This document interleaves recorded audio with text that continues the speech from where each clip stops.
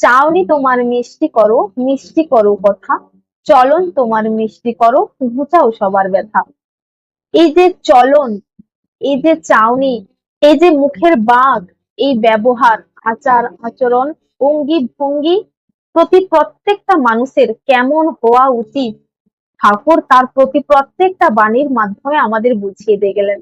সত্যানুসরণ থেকে শুরু করে ঠাকুরের পুণ্যপুঁথি, চলার সাথী, বিবাহ বিধায়না, প্রত্যেকটা গ্রন্থের যত কথা রয়েছে ঠাকুর কোনো পুরুষ নারী বিভেদ করে কিন্তু বলেননি।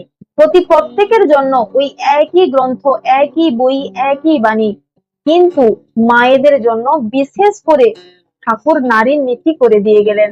বিশেষ করে একজন মাকে পরিবর্তন হওয়া লাগে। এই নারীর নীতি যদি কোনো নারী যদি তার স্বভাব চরিত্রে, তার আচার ব্যবহারে সেগুলিকে প্রস্ফুটিত করে, নিজে অভ্যাসগত করে নেয়, তাহলে তাকেও জগৎ জননী হওয়া থেকে কেউ আটকাতে পারবে না।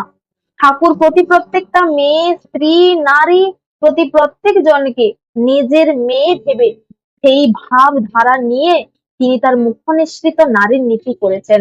যত কথাই তিনি সেখানে বলেছেন সবকিছু নিজের মেয়ে ভেবেই কিন্তু তিনি বলেছেন। আর সেগুলি আমাদের স্বভাব চরিত্রে ফুটিয়ে তোলা লাগে। ঠাকুরের প্রত্যেকটি কথা যদি আমি নিজে পরিপালন করি, আমার দেখে দেখে আমার সন্তানরাও সেইভাবেই গড়ে উঠবে, তারাও সেইভাবেই তৈরি হবে যে আমার মা বাবা ঠাকুর ধরে চলছেন, কেমন ভাবে তাদের আচার আচরণ, অঙ্গি ভঙ্গি সেইভাবেও আমাদের হওয়া লাগে।